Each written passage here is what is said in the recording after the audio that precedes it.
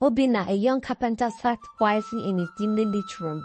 "It's time for me to get married," he murmured to himself, the weight of the thoughts pressing down on him. He had watched his father, a man once strong and full of ambition, unravel under the influence of his domineering wife. He clenched his fist, determination rising in his chest. "I need a woman I can control. One who will know her place, who will not question me, who will not cause me the same trouble my father had." The scars of his father's failures were fresh in his mind. Years ago, the governor had fallen deeply in love with Chioma, a beautiful woman from a neighboring town. Their love had been forbidden, and when Chioma became pregnant, the scandal threatened to destroy Chijioke's budding political career. They had made a painful decision to keep the child's identity hidden. Chioma was born under the guise of Chioma's late husband's child, and she grew up bearing her mother's name, blissfully unaware of the truth. The governor, burned by his political ambition and public image, remained a shadow in her life, ensuring her every need was met without ever revealing his hand. But secrets have a way of unraveling, and fate had begun to weave its threads. One fateful day, Chioma crossed paths with Obinna when he was hired to repair decks at the secondary school where she taught. Their first meeting was brief, but Obinna was captivated by her beauty and poise. To him, Chioma seemed like a woman far beyond his reach. When he learned that Chioma lived in a modest home and bore no powerful family, his interest deepened, not out of love, but out of a desire to control. A woman like her, he thought, would never dare to question a man like me. Chioma, however, was no fool. She noticed the way Obinna looked at her, his words laced with charm but hollow at the core. Still, her mother encouraged her to give him a chance. "He's a hard-working woman," Chioma said, "and he seems genuinely interested in you. At least, meet him halfway." Chioma had always been calm and content, never showing concern over the struggles many in their town faced. Her quiet confidence puzzled Chioma, who often wondered how her mother managed to keep their lives so comfortable despite her modest seamstress work. What Chioma did not know was that she was wealthy beyond her imagination. The governor, Chijioke, had set up a trust fund in her name, ensuring her future was secure. From the luxurious school she attended to the house they lived in, everything had been carefully orchestrated to shield her from the truth of her lineage, while keeping her well provided for. But Chioma, who knew the truth, had never let this wealth change her outlook. To her, the most valuable lessons in life were humility and love. She often told Chioma, "Money is a tool, not a measure of a person's worth. The greatest wealth is finding someone who sees your heart, not your possessions." It was with this philosophy that Chioma encouraged Chioma to find love without attaching it to status or riches. "Don't look for a man with gold in his pocket," Chioma would say. "Look for one with gold in his heart." Chioma took her mother's advice to heart, believing herself to be no more than a simple school teacher with a modest background. She sought love not in grand gestures, but in kindness and sincerity. When Obinna came into her life, Chioma urged her to consider him seriously. "He doesn't come from much, but he works hard," she said. "Perhaps he's the kind of man who will appreciate you for who you are, not for what you have or don't have." What Chioma didn't realize was that Obinna's interest in Chioma wasn't as pure as it seemed.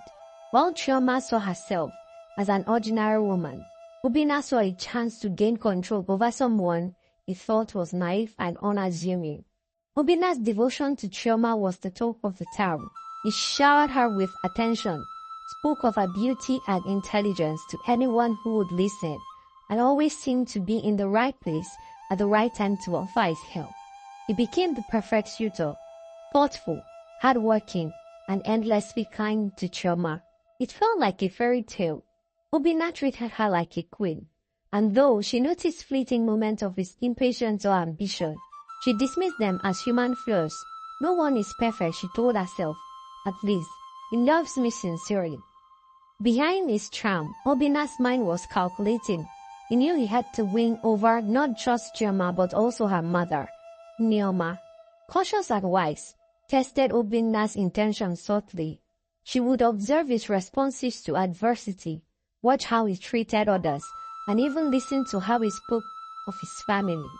Each time, Obinna played his role flawlessly, leaving no doubt in Chioma's mind that he was a good man.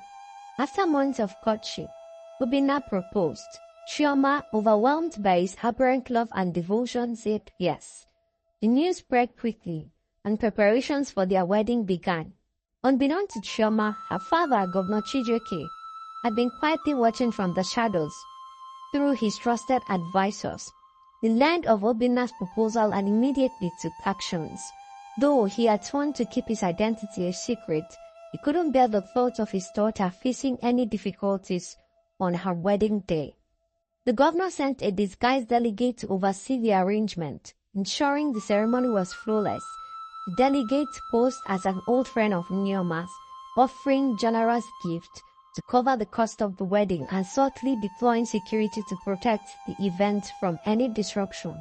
On the day of the wedding, Chioma felt like the luckiest woman in the world. Her simple upbringing seemed to melt away as she walked down the aisle in a gown far more luxurious than she thought they could afford. She assumed her mother's friends had been kind enough to help, never suspecting the truth. Obinna, watching her approach, smiled triumphantly. In his mind, he had won. Chioma, the beautiful, humble teacher, was now his wife, a woman he believed he could mold and control. As they exchanged vows under the golden sun, the governor sat in his office miles away, looking at a photograph of Chioma as a child. His heart ached with pride and sorrow, knowing he had given her away to a man he barely trusted, all for the sake of keeping their secret. A few weeks after the wedding, life for Chioma and Obinna seemed to settle into a rhythm. Obinna continued his carpentry work, though he often grumbled about the lack of opportunities to grow his business. Chioma, ever supportive, encouraged him to remain patient, believing that hard work and persistence would eventually pay off. One evening, as Chioma prepared dinner, Chioma arrived at their home with an air of urgency. After exchanging pleasantries, she pulled Chioma aside. "There's something important I need to discuss with you," Chioma began, her voice low. "Received a message from someone who wants to help Obinna." Chioma frowned. "Helping how?" Chioma hesitated, choosing her words carefully. "The government is giving grants to businesses in the wood and furniture industry. It's part of a plan to boost the economy by promoting local production and exporting goods to other countries. There's also an opportunity for a local entrepreneur to collaborate with Turkish manufacturers. A rare chance to gain international recognition." Chioma's eyes widened. "That's incredible, but why would anyone think of Obinna?" Let's just say I knew someone who sees potential in him," Chioma replied cryptically. "But the decision lies with Obinna. You need to convince him to apply for the grant. It could change both of your lives." Chioma nodded, excitement bubbling within her. She didn't question her mother further, trusting that her intentions were good. That night, she shared the news with Obinna. At first, she was skeptical. Grant, collaboration with foreign companies? "It sounds too good to be true," he said, his tone laced with doubt. As Chioma spoke passionately about the opportunity, his skepticism gave way for ambition. "This could be the break you've been waiting for," she urged. "Imagine expanding your workshop, hiring more workers, and seeing your furniture in homes across the world." Obinna's eyes lit up at the thought. "You are right," he said, a smile spreading across his face. "This could be my chance to make a name for myself." Little did he know that the opportunity was not a stroke of luck, but a carefully orchestrated plan by Chioma's father. The governor, still hidden in the shadow, was determined to ensure his daughter's happiness, even if it meant quietly guiding her husband towards success. Obinna worked tirelessly to prepare his application for the grant. With Chioma's encouragement and support, he poured his energy into showcasing his skill and vision for the future of his woodworking business. He described how he would expand his workshop, create jobs for the local community, and export high-quality furniture that would compete on a global scale. Weeks later, the announcement came.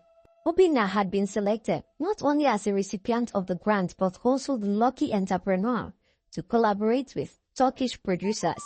The news spread like wildfire quickly through Umuoki, and Obinna was celebrated as a rising star in the community. The collaboration with the Turkish manufacturers was a game changer. Over the next 6 months, Obinna's life transformed in ways he had never imagined. With the grant money, he built a state-of-the-art workshop, hired skilled workers, and began producing furniture of exceptional quality. The partnership with the Turkish producers gave him access to advanced techniques and international markets. Orders poured in from across the country and even beyond. Obinna's name became synonymous with excellence, and his business flourished. His once modest home was now replaced by a beautiful house, complete with all the luxuries Chioma had never dreamed of having. Chioma watched with pride as her husband's dream came true. Though she didn't fully understand the magnitude of the opportunity he had been given, she was grateful to see him thriving. To her, this was proof that hard work and determination could lead to greatness. But in the background, Chioma and the governor quickly observed the changes, knowing the role they had played in Obinna's success. The governor felt a sense of satisfaction, believing he had secured a better life for his daughter, even if she didn't know the truth about her heritage. However, as Obinna's success grew, so did his ambition, and with it, cracks began to form in the perfect image he had worked so hard to create. With his newfound wealth and recognition, he began to see himself as untouchable. At first, it was subtle. Obinna would dismiss Chioma's suggestion or brush off her concerns about his growing workload. "You wouldn't understand," he would say, waving her away, but soon, his behavior escalated. He became short-tempered, critical, and increasingly distant.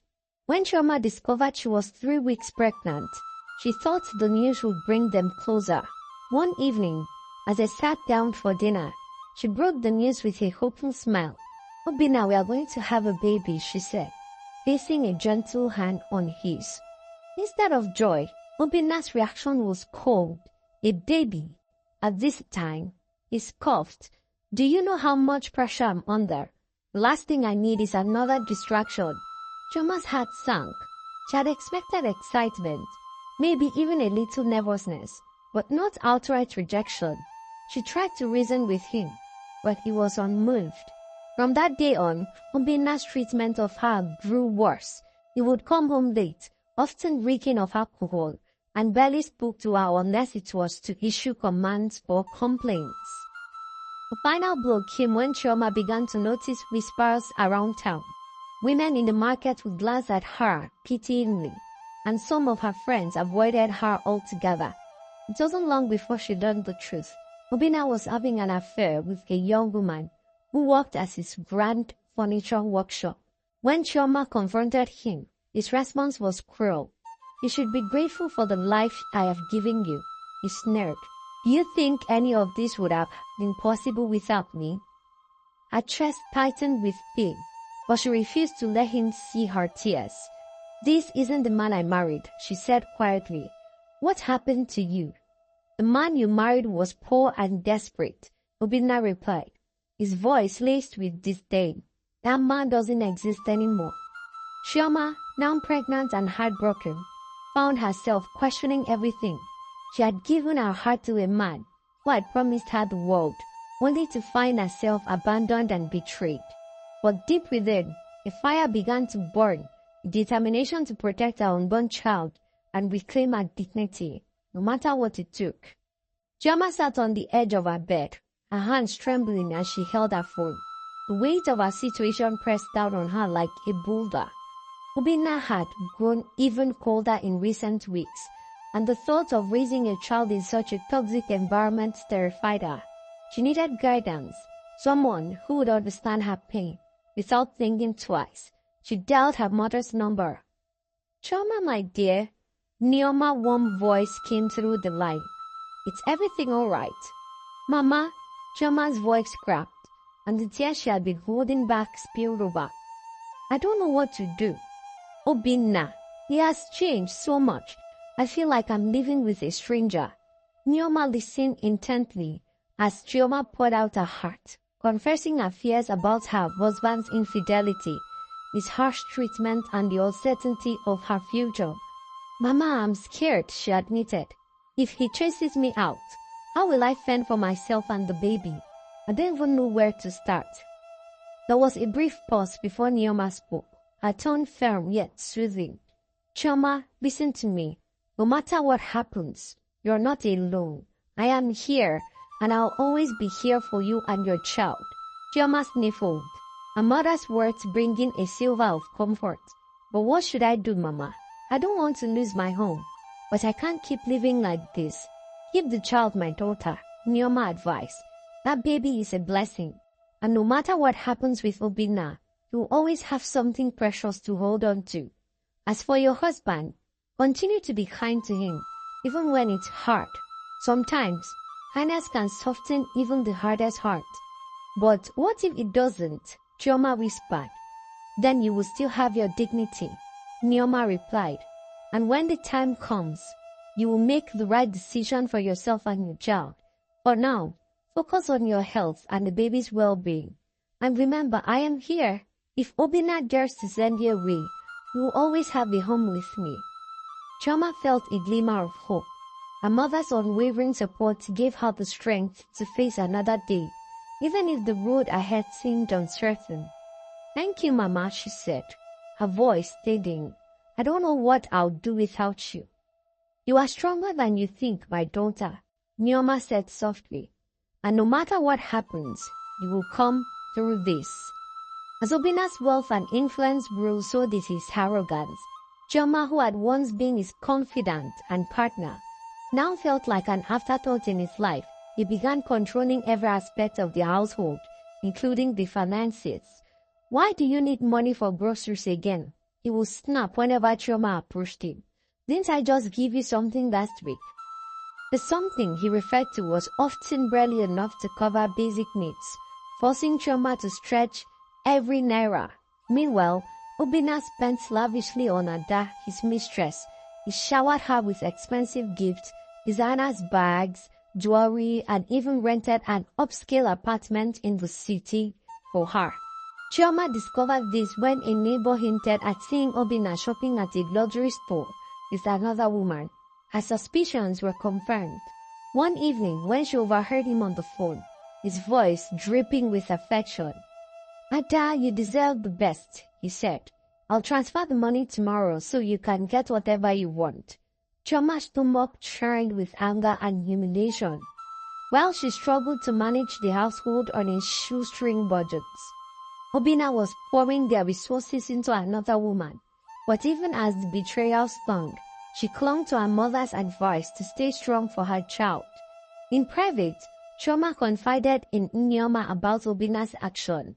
"Mama, he's giving me less and less money, and I don't know how much longer I can manage," she said, her voice trembling. Yet he spent so freely on that woman. Chioma's heart ached for her daughter, but she remained calm. "Chioma, this is a season of trial," she said. "Hold on to your dignity. Do what you can to care for yourself and the baby. And remember, his actions are a reflection of his character, not yours.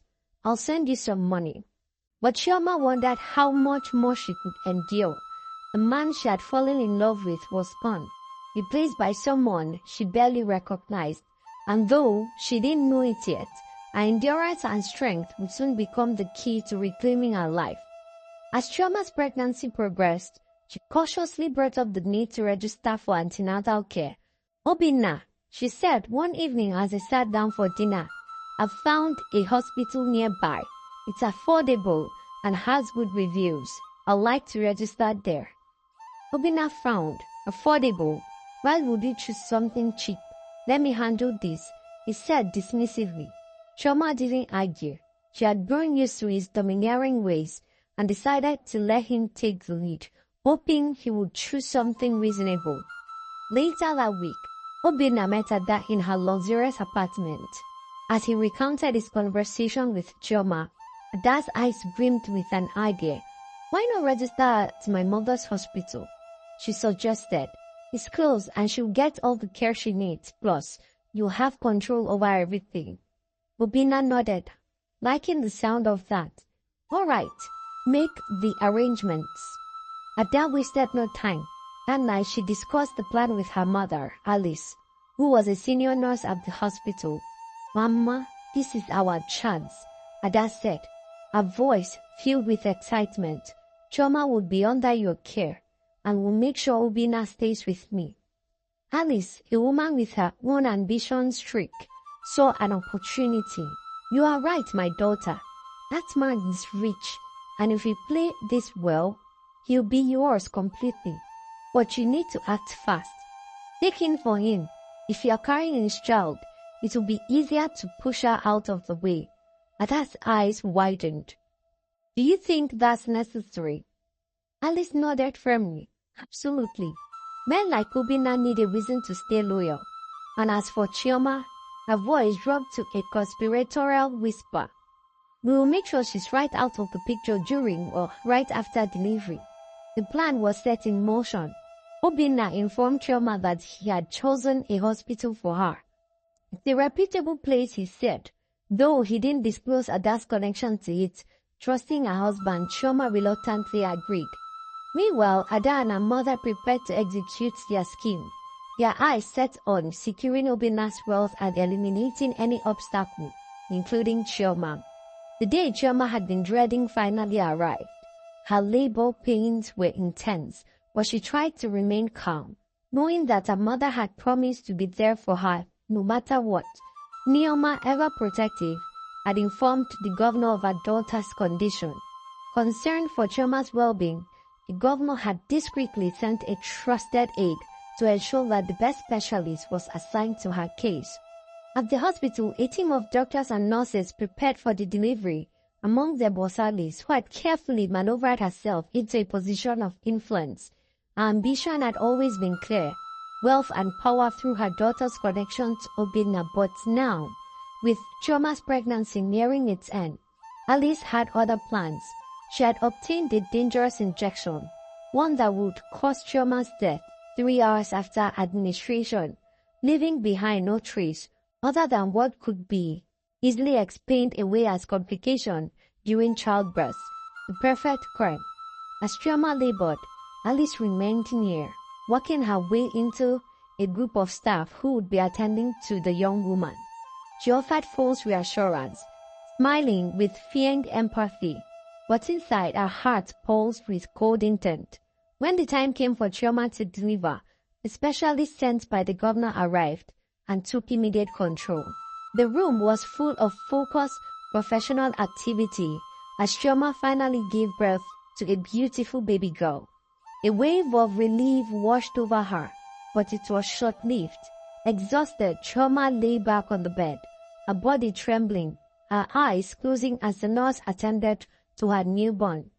The specialist, after giving his order for Chioma's care, turned to one of the nurses. Make sure she gets the best care. Her vitals are weak. I don't want any complications. Alice, who had been quietly watching from the corner of the room, saw the perfect opportunity. While the other nurses were occupied with the newborn, she sneaked into the room unnoticed. Her movement practiced and swift. She injected the vile substance into Chioma's IV, making sure the dose was just enough to do its deadly work. 2 hours later, a nurse noticed something strange, and the nightmare began to unfold. Chioma was struggling for her life.